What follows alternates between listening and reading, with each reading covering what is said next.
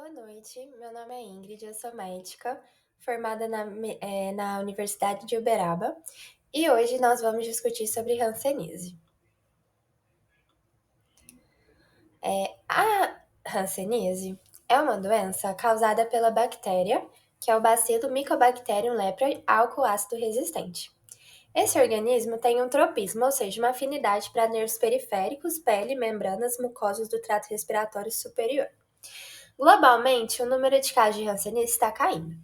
Só que em 2020, cerca de 130 mil novos casos foram notificados, e cerca de 73% desses casos foram na Índia, no Brasil e na Indonésia, ou seja, no Brasil ainda é uma doença de alta prevalência.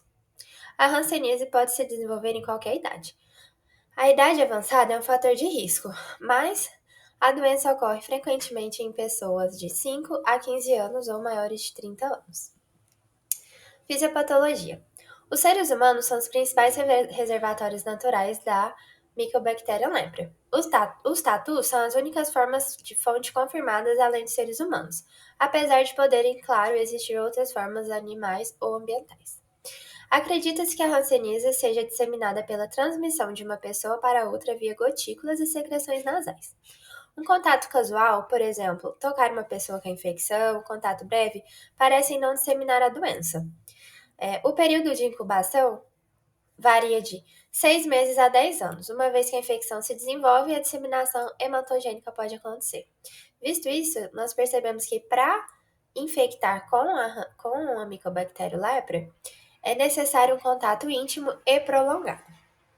A classificação. Nós temos a classificação pau-bacilar, onde é encontrado menos de 5 lesões na pele, ou a multibacilar, se a gente encontrar mais de 6 lesões nessa pele, detecção de bactéria nas amostras das lesões da pele ou ambos. Também podemos classificar a hanseníase pela resposta celular e achados clínicos. Temos a classificação como tuberculose, lepromatosa ou borderline. A hanseníase tuberculoide são caracterizadas pelas lesões cutâneas, que consistem em uma ou algumas máculas hipoestésicas, centralmente hipopigmentadas, com bordas nítidas e elevadas. O exantema, como em todas as formas de hanseníase, não é pruriginoso. As áreas afetadas por esse exantemas ficam dormentes por causa das lesões nos nervos periféricos subjacentes e podem estar muito aumentadas. Como a gente pode ver nessa imagem, esta é uma lesão formada por uma mácula hipopigmentada com parestesia subjacente decorrente da lesão neural.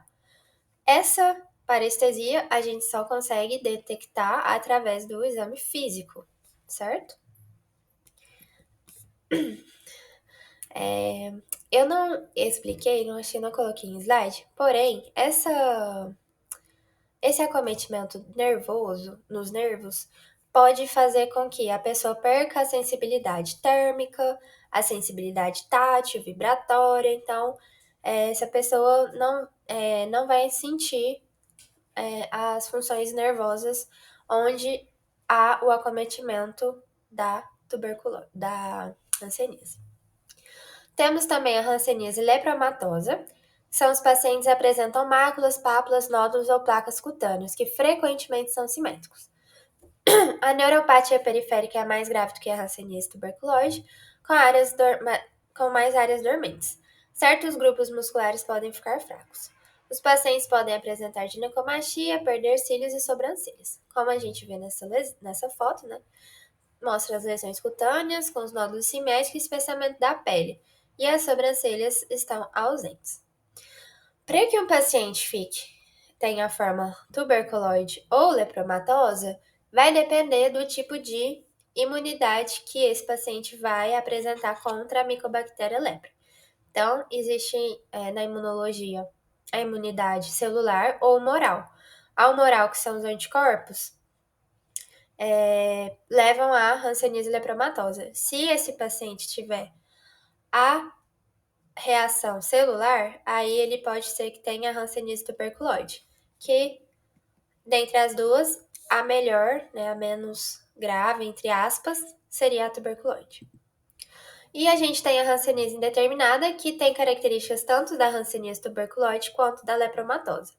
Sem tratamento, ela pode se tornar menos grave, mais parecida com a tuberculose, ou piorar e apresentar mais como a forma lepromatosa, vai depender da imunidade da pessoa. Complicações. As complicações mais graves são decorrentes de neurite periférica, que provoca deteriorização do sentido do tato e uma incapacidade correspondente de sentir dor e temperatura. Os pacientes podem, sem saber, se queimar, se cortar ou se machucar. As lesões repetidas podem levar à perda de dígitos. A fraqueza muscular pode resultar em deformidades, por exemplo, quarto e quinto dedos em garras provocados pelo comprometimento do nervo ulnar, queda do pé causada por um comprometimento do nervo fibular. Essa foto mostra a queda da ponte nasal decorrente da desintegração da cartilagem nasal. Além disso, a gente pode ter um que a gente chama de hanseníase reacional. Qualquer paciente com hanseníase corre o risco de ter essa reação hansênica, embora aqueles com uma ou duas lesões de pele sem espessamento neural tenham baixo risco para desenvolver a reação. Aproximadamente 25 a 30% dos pacientes com hanseníase podem desenvolver reações. Quando que essas reações ocorrem? Podem ocorrer antes do tratamento, no momento diagnóstico, durante o tratamento, com as medicações que eu vou citar mais à frente, depois que o tratamento tiver sido concluído, e a maioria das reações ocorrem durante o primeiro ano após o diagnóstico. Nos pacientes com a hanseníase multibacilar, essas reações podem acontecer em qualquer momento, durante o tratamento, ou até mesmo muitos anos após o tratamento ter sido concluído. Aqui eu separei algumas perguntas que vocês podem perguntar para os pacientes onde vocês suspeitam que eles tenham a hanseníase e podem estar apresentando essas reações. Então, por exemplo, perguntar se tem dor, edemas das lesões, examinar as lesões para verificar algum sinal de inflamação, avaliar a mão e o pé para verificar a diminuição da sudorese, perguntar se houve alguma perda de sensibilidade ou perda de força nas mãos e nos pés, sobre dores, queimações, formigamentos, testar a força muscular da pálpebra, mãos e dos pés. Em relação aos olhos, perguntar se há dor nos olhos ou perda recente da visão e procurar sinais de inflamação, ardor ou pupila de forma irregular. Então, a gente tem dois tipos de reações, né, que são a reação do tipo 1 e a do tipo 2.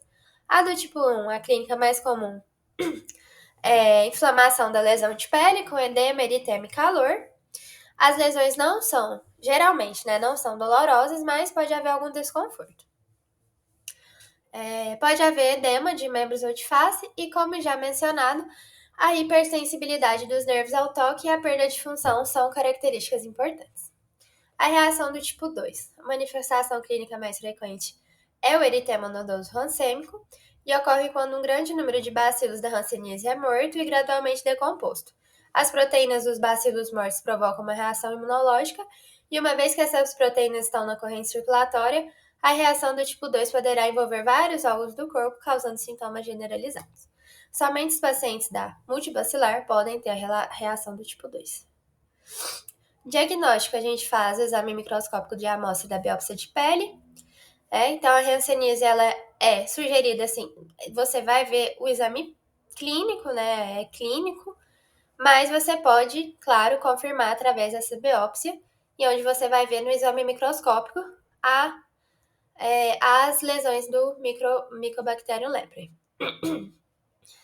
Elas não crescem em meios artificiais de cultura e devem ser retiradas amostras da biópsias das bordas das lesões. Da tuberculose ou em pacientes lepromatosos devem ser retiradas amostras dos nódulos ou placas.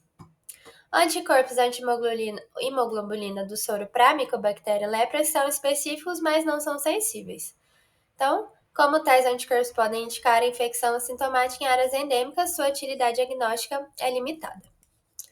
O tratamento vai envolver 3 medicamentos, né, que é a rifampicina, a dapsona e a clofazimina. Essa associação é denominada poliquimioterapia única e está disponível na apresentação adulta e infantil disponibilizado pelo SUS. Por que a gente usa 3 medicamentos no tratamento da hanseníase? Essa associação reduz a possibilidade de desenvolvimento de resistência medicamentosa pela bactéria causadora da doença. E a duração do tratamento vai variar do tipo da hanseníase. Se for pau bacilar, a duração é de 6 meses. Agora, se for multibacilar, a duração é de 12 meses. Os dois vão usar as 3 medicações, o que vai mudar é o tempo. A prevenção. Como a hanseníase não é muito contagiosa, o risco de propagação é baixo. Apenas a forma lepromatosa não tratada é contagiosa, mas mesmo assim, a infecção não se propaga facilmente. Deve-se monitorar nos contatos domiciliares, especialmente crianças dos pacientes com hanseníase, o aparecimento de sinais e sintomas da doença. Uma vez iniciado o tratamento, esta doença não pode ser transmitida. A melhor prevenção é evitar o contato com secreções fisiológicas e exantema em pessoas infectadas. A vacina BCG, utilizada para prevenir tuberculose, fornece alguma proteção contra a hanseníase, mas não costuma ser utilizada para esse propósito. As diretrizes de 2018 da OMS recomendam uma dose única de rifampicina como tratamento preventivo para contatos de pacientes com hanseníase mais de 2 anos.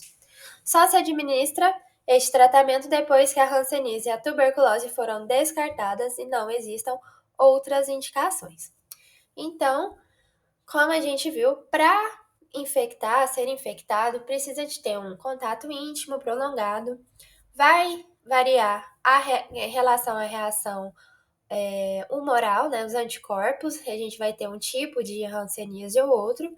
Existem as reações reacionais que o médico tem que estar capacitado para poder diagnosticar e ajudar esse paciente. As formas de diagnóstico nós vimos e o tratamento. Muito obrigada, fico à disposição. Qualquer dúvida podem contar comigo.